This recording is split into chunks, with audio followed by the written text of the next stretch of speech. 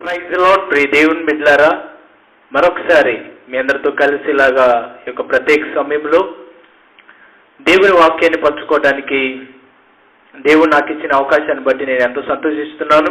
ప్రాముఖ్యంగా మీ అందరికీ కూడా ప్రభు పేట ప్రత్యేకమైన వందనాలు.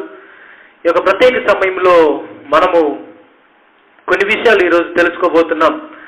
కాబట్టి ఏ ప్రాంతం నుంచి ఈ మాటలు వింటున్నా, ఈ మాటలు చూస్తున్నా జాగ్రత్తగా మీరందరూ దేవుని వాక్యం పట్ల కలిగి ఉండాలని ప్రభు పేట తెలియజేస్తున్నాను.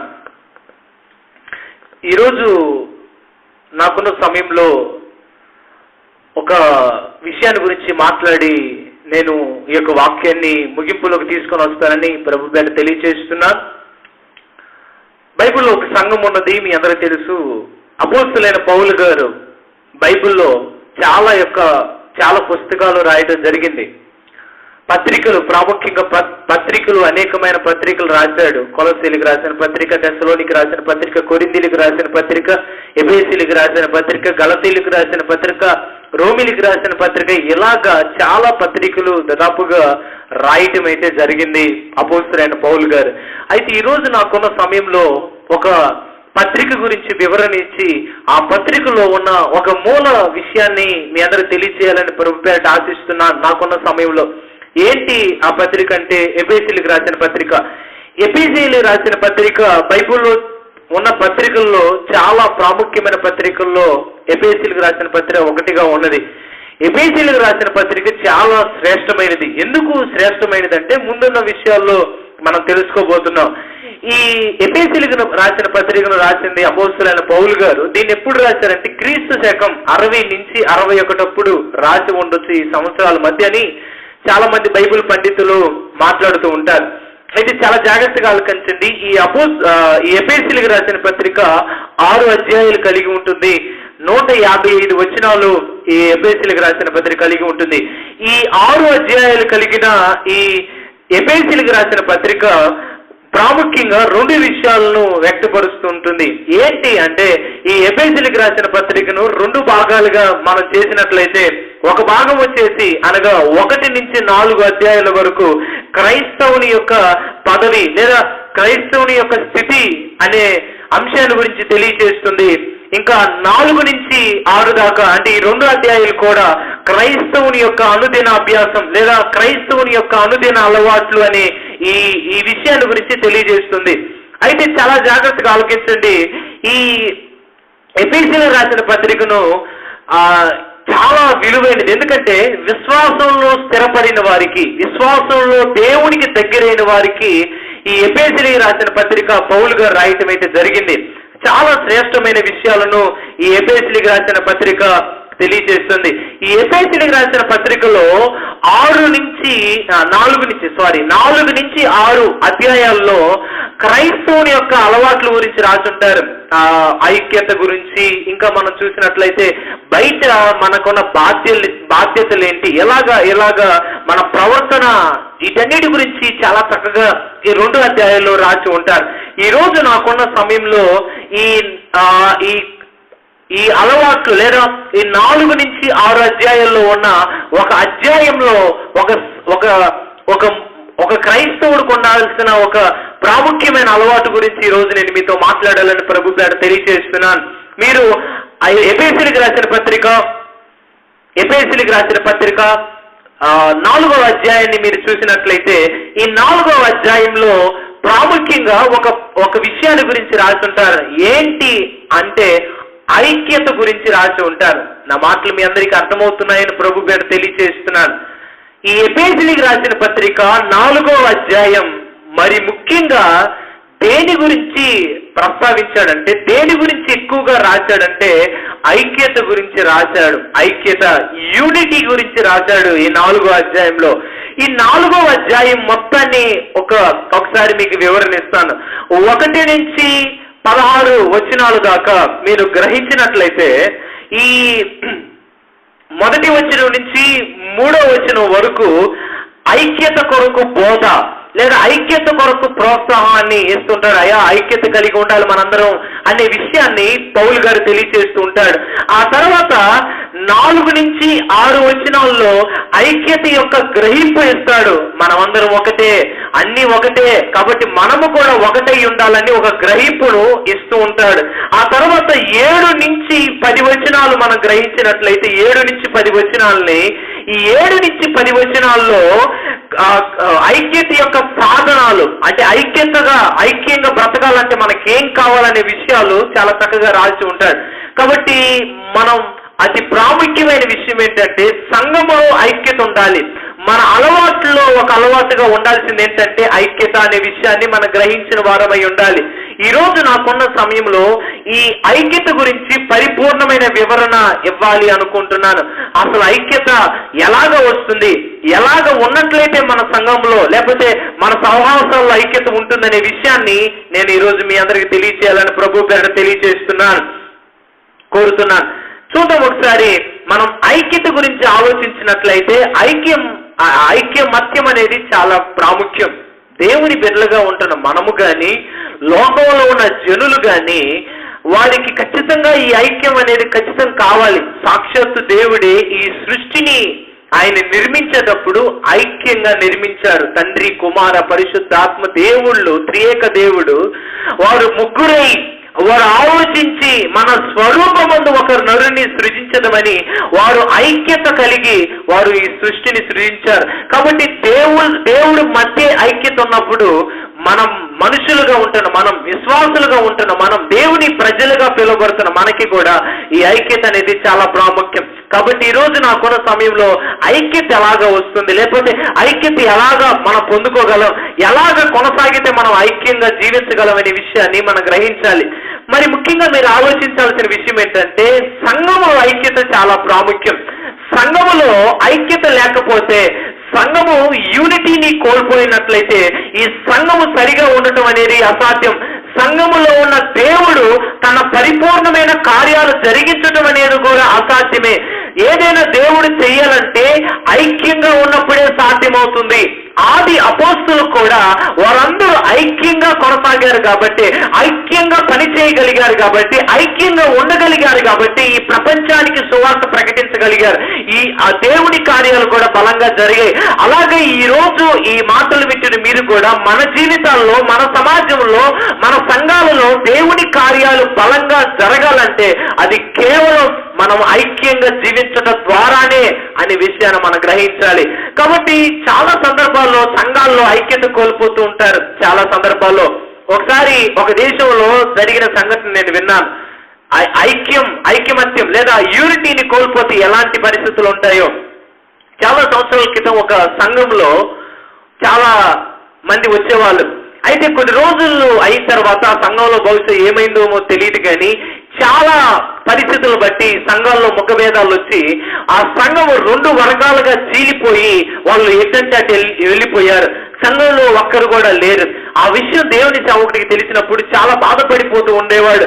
ఏంట్రా, నేను కష్టపడి దేవుని సువార్త ప్రకటించి అనేక మందిని సమకూరిస్తే, అనేక మందిని దేవుని యొద్దకు నడిపిస్తే ఈ రోజు ముఖభేదాలు వచ్చి వాళ్ళు ఐక్యత కోల్పోయి ఎటోళ్ళంటే వెళ్ళిపోయారని బాధపడుతూ ఏం చేద్దాం, ఏమి చేస్తే ఈ సంఘం మళ్ళీ ఒకటవుతుందని ఆలోచన చేశాడు. యూనిటీని మళ్ళీ తీసుకురావాలంటే నేనేం చేయాలి, సంఘంలో ఐక్యత కావాలంటే నేనేం చేయాలని సేవకుడు ఆలోచన చేసి ఒక నిర్ణయానికి వచ్చాడు. ఏంటంటే ఆ నిర్ణయం, ఒక చిన్న వాహనాన్ని తీసుకొని ఆ వాహనానికి ఒక మైక్ సెట్ లాంటిది పెట్టి ఆ సంఘంలోకి, అంటే ఏ ప్రాంతంలో అయితే విశ్వాసులు ఉన్నారో ఆ ప్రాంతంలోకి ఈ వాహనాన్ని నడిపిస్తూ ఒక ప్రచారాన్ని తీసుకొని వచ్చాడు. ఏంటి ఆ ప్రచారం అంటే సంఘము చచ్చిపోయింది, సంఘము చచ్చిపోయింది, సంఘము చచ్చిపోయింది అని చెప్పటం ప్రారంభించారు. వీళ్ళందరికీ అర్థం కావట్లా, ఏంట్రా ఇలాగా దేవుని సేవకుడు ఇలాగ చెప్పిస్తున్నాడేంటి, సంఘము చచ్చిపోయింది అంటున్నాడేంటి, వాళ్ళకి అర్థం కాక వాళ్ళందరూ కలిసి సంఘం దగ్గరికి పరిగెత్తుకుంటూ వచ్చారు చూడటానికి ఏం జరిగింది, ఇక్కడ ఏం జరుగుతుందని. ఆ దగ్గరికి వెళ్ళిన తర్వాత ఒక చర్చిలోకి వచ్చిన వెంటనే పాస్టర్ గారు ఒక విధానంలో అరేంజ్ చేశాడు. ఏంటంటే ఒక చిన్న బల్ల లాంటిది తీసుకొని ఆ బల్ల మీద ఒక శవపేటిక అంటే శవాన్ని పెట్టే ఒక బాక్స్ తయారు చేసి ఆ బాక్స్ మీద ఒక చిన్న అద్దాన్ని పెట్టాడు. అంటే లోపల ఉంది, లోపల ఏముందో చూడడానికి. ఈ లోపు ఒక్కొక్కడు వచ్చి చూడటం ప్రారంభించాడు. దగ్గరికి వస్తున్నాడు, దాంట్లో తొంగి చూస్తున్నాడు, తొంగి చూసి నవ్వుకుంటా అంటే భయంతో పక్కకి వెళ్ళిపోతూ ఉన్నాడు. మొహం నల్లంగా పెట్టుకుని పక్కకి వెళ్ళిపోతున్నాడు.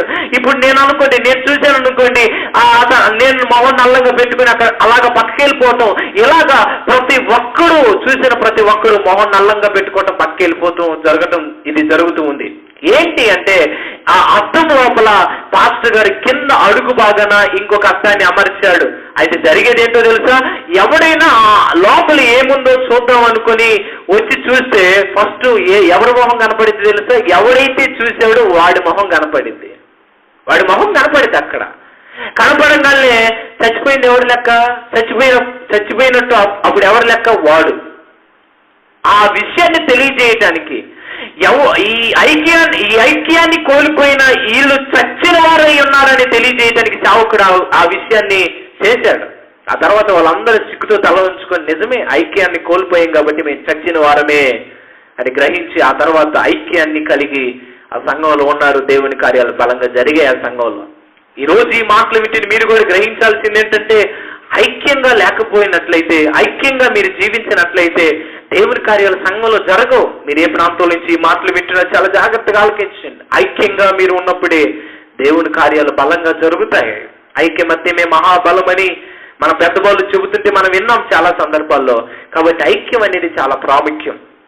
కాబట్టి ఈ ఐక్యంగా మనం బ్రతకటానికి మొదటిగా మనకేం కావాలి మనం ఆలోచించినట్లయితే చాలా జాగ్రత్తగా ఆలోచించండి. మనం ఐక్యంగా కొనసాగాలంటే మనకి కావలసిన మరి ముఖ్యంగా మనకు కావాల్సింది ఏంటంటే, ఈ 4వ అధ్యాయం ఎఫెసీయులకు రాసిన పత్రిక 4వ అధ్యాయము 1-3 వచనాలు నేను చదువుతున్నాను, చూడండి. కాబట్టి మీరు సమాధానమును బంధము చేత ఆత్మ కలిగించు ఐక్యమును కాపాడుకొనుట యందు శ్రద్ధ కలిగిన వారై ప్రేమతో ఒకరినొకడు సహించుచు మీరు పిలువబడిన పిలుపునకు తగినట్లుగా దీర్ఘ శాంతముతో కూడిన సంపూర్ణ వినయంతో సాత్వికంతో నడుచుకొనవలనని ప్రభువును బట్టి ఖైదీనైన నేను మిమ్మును బ్రతిమాలుకొనుచున్నాను. అపోస్తలుడైన పౌలు గారు ఎఫెసీ సంఘం ప్రజలతో ఏం మాట్లాడుతున్నాడంటే, అయ్యా మీరందరూ కూడా సమాధాన బంధము చేత ఆత్మ కలిగించు ఐక్యతను కలిగి మీరు ఉండాలి. వినయముతోనూ పిలుపుకు తగినట్లుగా మీరు ఉండాలయ్యా ఐక్యంగా అని తెలియజేస్తున్నాడు. అంటే ఎఫెసీ సంఘములో ఉన్నవారు ఐక్యంగా బ్రతకటానికి ఈ యొక్క పౌలు గారు ఏం చేస్తున్నాడంటే ప్రోత్సాహపరుస్తున్నాడు. ఏమని? ఓ ఎఫెసీ సంఘమా మీరు ఐక్యంగా ఉండాలి, పిలుపుకు తగినట్లుగా ఐక్యంగా ఉండాలి. అంటే వాళ్ళకి ఐక్యంగా ఉండటానికి ఐక్యతతో కూడిన సువార్తను వాళ్ళకి వినిపిస్తూ ఉన్నాడు. మనం ఐక్యంగా కొనసాగాలంటే, ఐక్యంగా బ్రతకాలంటే, యూనిటీతో మనం ఉండాలంటే మనం మొదటిగా మనలో ఉండాల్సిన స్వభావం ఏంటంటే ఐక్యతతో కూడిన బోధ మనం వినాలి. దేవుని సేవకుడు చెబుతూ ఉంటాడు చాలా సందర్భాలు, అమ్మ మిమ్మల్ని మీరు తగ్గించుకొని ఒకరికి ఒకరు ప్రేమ కలిగి బ్రతకండి అని చెప్పినప్పుడు విని దాని ప్రకారం జీవించినట్లయితేనే మొదటిగా మనం దేవుని యొక్క ఐక్యతలో బ్రతకగలం. సువార్త అనేది మనల్ని ఐక్యంగా చేస్తుంది. దేవుని యొక్క సువార్త అనేది మనల్ని యూనిటీగా మారుస్తుంది సంఘములో ఉన్న వారిని. దేవుడు ఈరోజు మీతో మాట్లాడుతున్నాడు, మీరు ఐక్యంగా బ్రతకాలి. మీరు ఐక్యంగా బ్రతకాలంటే దేవుని సేవకుడు చెప్పిన మాటలు మీరు వినాలి. దేవుని సేవకుడు అమ్మ మిమ్మల్ని మీరు తగ్గించుకోండి అన్నప్పుడు తగ్గించుకోవాలి. అమ్మ మీరు వినయంగా ఉండాలి అని చెప్పినప్పుడు వినయంగా ఉండాలి. అలాగా ఉన్నప్పుడు మీరు ఐక్యతగా కొనసాగలుగుతారు. అప్పుడు మీలో ముఖభేదాలు ఉండవు, అప్పుడు మీలో సమాధానం ఉంటుందనే విషయాన్ని అపోస్తలుడైన పౌలు గారు ఎంత చక్కగా తెలియజేస్తున్నాడు. జాగ్రత్తగా ఆలకించండి. సంఘములో ఉన్నవారు ఒకరికి ఒకరు ఐక్యంగా దేవుని సువార్తను, దేవుని సేవకుడు ఏది చెప్పాడో అది వినాలి. దేవుని సేవకుడు చెప్పింది వినాలి. దేవుని సేవకుడు చెప్పినట్టు నడుచుకోవాలి. అప్పుడే మనం ఐక్యంగా బ్రతకగలం. కొంతమందికి సంఘాల్లో ఉన్న వారికి దేవుని సేవకుడు ఒకటి చెబితే వాళ్ళు ఇంకొకటి జీవిస్తూ ఉంటారు. దేవుని సేవకుడు ఒక మార్గంలో నడిపిస్తూ ఉంటే వాళ్ళు ఇంకొక మార్గంలో నడుస్తూ ఉంటారు. అలాగా మనం కొనసాగినట్లయితే మనం ఒక ఐక్యంగా కొనసాగలేము. మన పునాదులు ఐక్యంగా ఉండవు, మన పరిస్థితులన్నీ ఐక్యంగా ఉండవు. ఒకరు మార్గాలు ఒకరుగా ఉంటాయి. దేవుడు ఈరోజు మనందరితో ఉద్దేశించి మాట్లాడుతున్నాడు, మనం ఐక్యంగా బ్రతకాలి. మనం ఐక్యంగా బ్రతకాలంటే మనం చేయాల్సింది ఏంటంటే మొట్టమొదటిగా దేవుని సేవకుడు చెప్పింది వినాలి. ఇక్కడ దేవుని సేవకుడు చెబుతున్నాడు మీరు ఐక్యంగా బ్రతకండి అని. దేవుని సేవకుడు చెబుతున్నాడు మీరు వినయం కలిగి బ్రతకండి. దేవుని సేవకుడు చెబుతున్నాడు సమాధానంగా ఉండండి అని. ఈ రోజు దేవుని సేవకుడిగా మీతో మాట్లాడుతున్నాను, ఐక్యంగా ఉండండి. దేవుని మాటలు వినండి. దేవుని సేవకుడు ఏది చెప్పాడో దానికి తగిన విధంగా లోబడండి. మీ సొంత మాటలు కాదు, మీ సొంత ప్రణాళికలు కాదు. దేవుడి దగ్గర తమ్ముడు తాను సమర్పించుకొని నీతిమంతులుగా తీర్చబడి వారు చెబుతున్న మాటలు మీరు వినాలి. విన్నప్పుడు మీ పునాదులు బలంగా ఉంటాయి. మీ పునాదులు, మీ సంఘాలు అవి ఐక్యంగా ఉంటాయి. ఒకసారి ఒక ప్రాంతంలో ఒక సంఘంలో ఒక యవనస్తుడికి సవాసంలో ఇబ్బందికరంగా అనిపించి వచ్చేసాడు. బయటికి వచ్చేసి సంఘం మొత్తం ఒకలాగుంటే ఈ యవనస్తుడు ఒకలాగా ఉండడం ప్రారంభించాడు. దేవుని సేవకుడు చెప్పిన మాటలు మొత్తం ఈ గుంపంతా వింటున్నారు, వీళ్ళు బాగున్నారు. కానీ ఈ యవనస్తుడు వినట్లా, ఇతని మార్గం వేరైపోయింది. దినదినము దేవునికి దూరం అయిపోతున్నాడు. సంఘములు అందరూ బాగానే ఉన్నారు, నా పరిస్థితి ఏంటని ఇలాగ ఆలోచించడం ప్రారంభించాడు. ఒకనొక రోజు గ్రహింపుకు వచ్చాడు. ఏంటి నేను ఇంకా ప్రార్థనలు ఎదగలేకపోతున్నాను, ఏంటి నేను దినదినం దేవునికి దూరం అయిపోతున్నాను ఆలోచన చేశాడు. ఒకరోజు ఆలోచించాడు, దేవుని సేవకుడి దగ్గరికి వెళ్దాం, ఏంటి నా పరిస్థితి. ఒక రాత్రికాల సమయంలో దేవుని సేవకుడి దగ్గరికి వచ్చాడు. రాగానే సేవకుడి దగ్గరికి వచ్చి వందనాలు చెప్పాడు. అయ్యగారు వందనాలు అని చెప్పి, ఏంటి బాబు ఇలాగొచ్చావంటే, ఏమోనండి ఈ మధ్య కొంతకాలం నుంచి నేను ఆత్మీయతలు ఎదగలేకపోతున్నాను, ప్రార్థన చేయలేకపోతున్నాను, వాక్యం పట్ల ఆసక్తి కోల్పోతున్నానని చెప్పడం ప్రారంభించడంతో సేవకుడు అడిగాడు, ఏంటి మరి ఎందుకు వచ్చావంటే మళ్ళీ చెప్పడం ప్రారంభించాడు, నేను సంఘానికి దూరం అయిపోతున్నాను, నాకు అర్థం కావట్లేదంటే అప్పుడు సేవకుడు అన్నాడు, ఎందుకు నువ్వు పాడైపోతున్నావో తెలుసా, ఎందుకు నీవు దేవునికి దూరం అయిపోతున్నావో తెలుసా, నీవు గ్రహించాల్సిన ఒక విషయం ఉందని చెప్పాడు. ఏంటి అయ్యగారు అని అడిగితే అప్పుడు ఆ సేవకుడు ఇలాగ చెప్పడం ప్రారంభించాడు. నీకు ఒక విషయాన్ని చూపిస్తానని చెప్పాడు. ఏంటంటే పక్కన ఒక మంటను చూపించాడు. ఆ మంటల్లో కొన్ని కట్టెలు పేర్చి ఉన్నాయి. మంట బాగా మండుతుంది. ఈ లోపు ఒక కట్టి పుల్లను తీసుకొని బయట తీసుకొని వచ్చి అక్కడ బయట పెట్టాడు. పెట్టి అబ్బాయిని అడిగాడు, ఈ పుల్ల ఏమైపోయింది అన్నాడు. అనగానే ఆరిపోయింది అన్నాడు. ఎందుకు ఆరిపోయింది అన్నాడు. ఎందుకు ఆరిపోయిందని సేవకుడు అడిగినప్పుడు ఆ వ్యక్తి అన్నాడు, దాంట్లో నుంచి తీసాం కదా కుప్పలో నుంచి, అందుకే ఆరిపోయింది అన్నాడు. అలాగే నీవు సంఘములో ఉన్న వారితో ఉన్న ఐక్యతలో నుంచి బయటకు వచ్చావు, అందుకే నువ్వు ఆరిపోయాయని చెప్పాడు. మరి నేనేం చేయమంటావు? ఇంతకాలం దేవుని సేవకుడు చెప్పిన మాట వినకుండా నీ ఇష్టాన్ని నీకు నచ్చినట్టు నువ్వు చేసుకున్నావు కాబట్టి నువ్వు దేవునికి దూరం అయిపోయావు, సంఘానికి దూరం అయిపోయావు. కాబట్టి ఇప్పటి నుంచి సంఘములో సేవకుడి మాట చెప్పినప్పుడు లోబడి జీవించు, నువ్వు వెలుగుతావు, మళ్ళీ దేవుని కోసం బ్రతుకుతావు అని చెప్పగానే తప్పైపోయింది క్షమించండి అని చెప్పి ఆ తర్వాత మారాడు. కాబట్టి ఈ రోజు ఈ మాటలు వింటే మీరు గ్రహించాల్సింది ఏంటంటే దేవుని సేవకుడు చెప్పింది వినాలి. అపోస్తులైన పౌలు గారు చెప్పింది వారు వింటేనే వారు ఐక్యంగా బ్రతకగలుగుతారు. ఒక క్రమంలో నడిపిస్తున్నప్పుడు ఆ క్రమాన్ని గురించి చెప్పిన బోధ వారు విని దాని ప్రకారం జీవించినట్లయితేనే వారు ఐక్యంగా బ్రతకగలుగుతారు, ఐక్యంగా కొనసాగగలుగుతారు. కాబట్టి సంఘములో ఐక్యత ఉండాలంటే, మన కుటుంబాల్లో ఐక్యత ఉండాలంటే దేవుని సేవకుడు చెప్పింది మనం చేయడం నేర్చుకోవాలి మొదటిగా. ఇక రెండోది చూద్దాం. 4వ అధ్యాయం, అదే 4వ అధ్యాయం ఎఫెసీయులకు రాసిన పత్రిక 4 నుంచి 6 వచనాలు చదువుతున్నాను, చాలా జాగ్రత్తగా ఆలకించండి. శరీరం ఒక్కటే, ఆత్మయు ఒక్కడే, ఈ ప్రకారమే మీ పిలుపు విషయమై ఒక్కటే నిరీక్షణ ఉందండుటకు పిలువబడితిరి. ప్రభువు ఒక్కడే, విశ్వాసం ఒక్కటే, బాప్తిసం ఒక్కటే, అందరి తండ్రి అయిన దేవుడు ఒక్కడే, ఆయన అందరి పైగా ఉన్నవాడు, అందరిలో వ్యాపించి అందరిలో ఉన్నాడు. చాలా జాగ్రత్తగా ఆలకించండి ప్రియ దేవుని బిడ్డలారా. రెండోదిగా పౌలు గారు చెబుతుంది ఏంటంటే బాప్తిసం ఒక్కటే, ప్రభువు ఒక్కడే, ఆత్మ ఒక్కడే, నీ తండ్రి ఒక్కడే, మన నిరీక్షణ ఒక్కటే, పిలువబడిన పిలుపు ఒక్కటే అని చెబుతున్నాడు. చెబుతూ మనము ఒక్కరై ఉండాలి. మనము కూడా గ్రహించాల్సింది ఏంటంటే మనం రెండోదిగా ఐక్యంగా కొనసాగాలంటే గ్రహింపు ఉండాలి మనకి. ఏ గ్రహింపు? దేవుడు ఒక్కడే, బాప్తిజం ఒక్కటే, తండ్రి ఒక్కడే, ఆత్మ ఒక్కడే. అలాగే మనము ఒక్కటై ఉండాలి. మనం ఎందుకు వేరై ఉండాలి? అందరూ ఒకటై ఉన్నప్పుడు మనము కూడా ఒకటై ఉండాలి అనే గ్రహింపు మనలో ఉండాలి. అదే గ్రహింపు వారిలోకి తీసుకొని వస్తున్నాడు పౌలు గారు. ఆలోచించావు మరి? బాప్తిజం ఒక్కటే, తండ్రి ఒక్కడే, కుమారుడు ఒక్కడే, ఆత్మ ఒక్కటే, త్రియక దేవుడు ఒక్కడై ఉన్నాడు. అన్ని ఒక్కటై ఉన్నప్పుడు నువ్వెందుకు వేరుగా బ్రతుకుతున్నావు? నువ్వెందుకు రెండు విధాలుగా కొనసాగుతున్నావు? మన నిరీక్షణ ఒకటే, పరలోకం.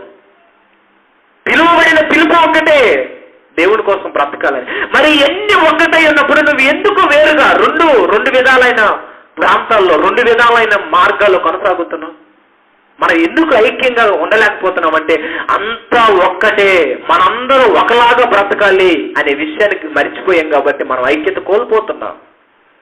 ఈరోజు నీకు నీవు గ్రహింపు తెచ్చుకోవాలి. ఎంతకాలమని వాళ్ళు వీళ్ళు చెప్పిన మాటలు వింటాం, అది ఓకే, వింటాం, తప్పు కాదని నేను చెప్పట్లేదు, కానీ నీకు నీవు గ్రహింపు తెచ్చుకోవాలి. మొదటిగా నీకు నీలో మార్పు రాగలిగితేనే నీ జీవితంలో కార్యాలు జరుగుతాయి. గ్రహింపుకి తెచ్చుకుంటావా? ఆత్మ ఒక్కడే, తండ్రి ఒక్కడే, ఈ త్రియక దేవుళ్ళు అంతా ఒక్కటే, నిరీక్షణ ఒకటే, పరలోక రాజ్యం ఒకటే, పిలువబడిన పిలుపు ఒకటే. మరి నేనెందుకు రెండు మార్గాల్లో ఉన్నాను? నేనెందుకు సవాసంలో లేను? నేనెందుకు ఐక్యంగా లేనని ప్రశ్నించుకున్నావా? మనందరూ ఎందుకు ఒకటిగా ఉండకూడదు? బైబిల్లో మీరు గ్రహించినట్లయితే దేవుడు పరలోక రాజ్యానికి ఆరోహణమైపోయిన తర్వాత వారందరూ ఒక్కటై ప్రార్థన చేశారని ఉంటుంది. సంఘాల్లో ఈ రోజుల్లో చేసే ప్రార్థన ఎందుకు దేవుడు వింటలేదంటే సంఘాల్లో ఉన్న జనం మొత్తం ఒకటిగా లేరు, మనస్తత్వాలు వేరు. బయట ప్రార్థన చేయడం అందరూ ఒకలాగే ఉన్నారు, కానీ వారి మనస్తత్వాలు దూరంగా ఉన్నాయి, వాళ్ళ మనస్తత్వాలు వేరుగా ఉన్నాయి. దేవుడు ఈరోజు మీతో మాట్లాడుతున్నాడు. ఐక్యత కావాలంటే మనం గ్రహింపుకు రావాలి. ఏమని? అంతా ఒక్కటే, మనము కూడా ఒక్కటై ఉండాలని. మన దేవుడు ఒక్కడే, మనము కూడా అందరూ ఒక శరీరమై ఉండాలని.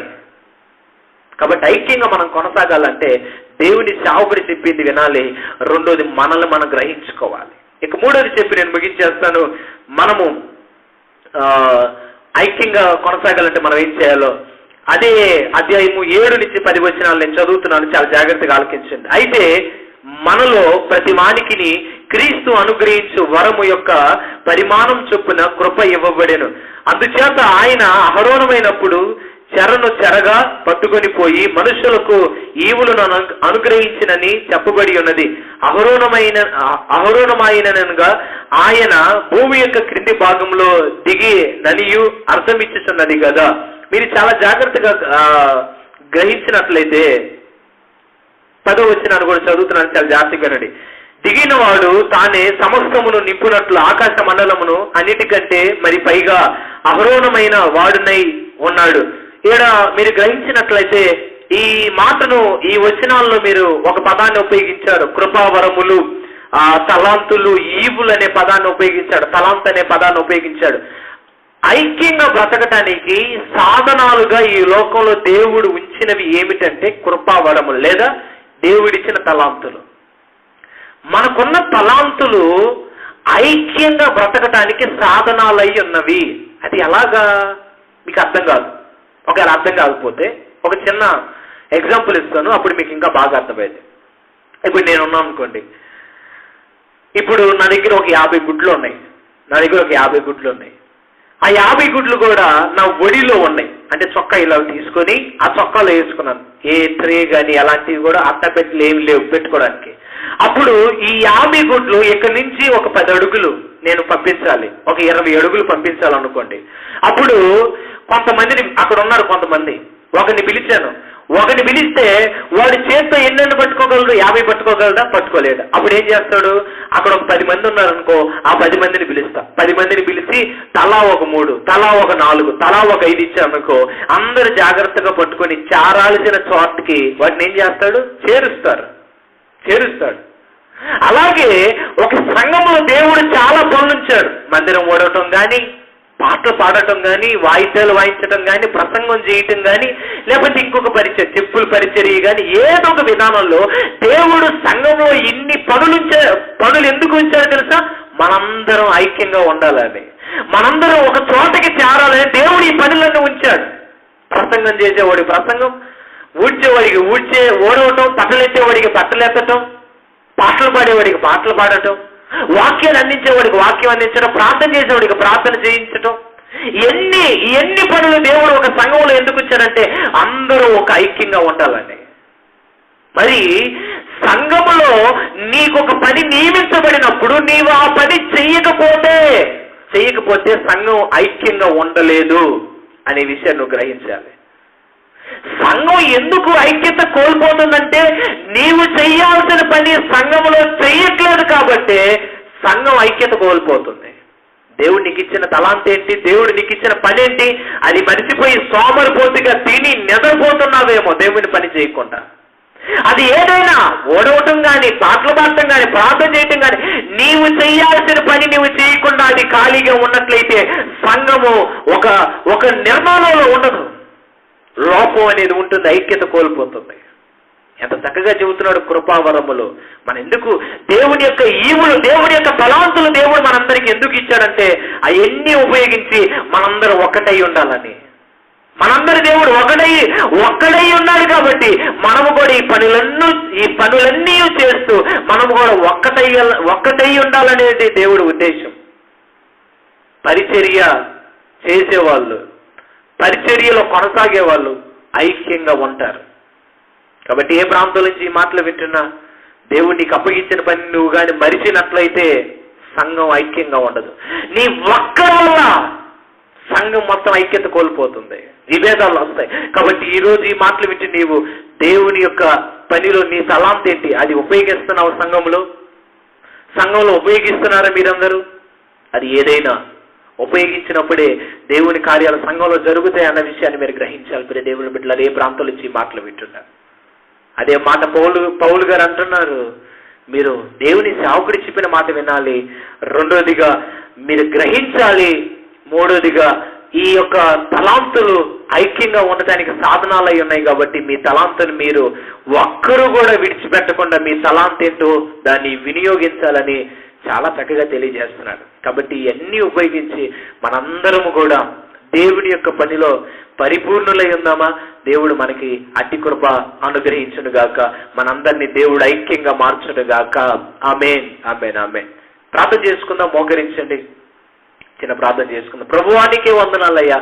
ఇదిగో నీ బిడ్డలు ఇంతవరకు నీ మాటలు విన్నారు అయ్యా. మేమందరం ఐక్యంగా బ్రతకాలనేది నీ ఉద్దేశం ప్రభు. కాబట్టి నీ బిడ్డలు ఎంతమంది అయితే ఈ మాటలు విన్నారు, యేసు నామములో వారందరినీ, వారి సంఘాలని, వారి కుటుంబాలని ఐక్యంగా మార్చండి. వారిలో ఉన్న ప్రతి ఆటంకాలు తొలగించండి. దేవుని సేవకుడి మాట వినాలి, వారు గ్రహించాలి, వారు ప్రభు తలాంతులు ఉపయోగించాలి. అలాగా ఉన్నప్పుడే మేము ఐక్యంగా ఉంటామని వాక్యం ద్వారా సెలవిచ్చావు. కాబట్టి మేమందరం ఐక్యంగా ఉండటానికి మమ్మల్ని పురికొల్పి నడిపించండి. ప్రాముఖ్యంగా ఈ మాటలు ఎంతమంది అయితే నీ బిడ్డలు విన్నారో వారి జీవితాలు మేలు చేయండి, ప్రతి ఆటంకాలు తొలగించండి, సాతాను కీర్తుల నుంచి విడిపించండి. నీ బిడ్డలు ముఖ్యంగా రక్షణలోకి నడిపించండి. వ్యాధిగ్రస్తులు, అనారోగ్యంతో ఉన్న వారు ఎవరైనా ఈ మాటలు వింటున్నట్లయితే యేసు నామములో వారిని స్వస్థపరిచి వారి జీవితాల్లో మేలు చేయమని యేసు నామములో అడిగి వేడుకుని మా అందరినీ పాదాల కాడ సమర్పిస్తున్నాం తండ్రి. ఆమేన్, ఆమేన్, ఆమేన్. మీ అందరికీ కూడా ప్రభు పేరిట ప్రత్యేకమైన వందనాలు. దేవుడు ఈ వాక్యం ద్వారా మిమ్మల్ని, మీ కుటుంబాన్ని ప్రత్యేకంగా దీవించి ఆశీర్వదించును గాక. Amen. God bless you all.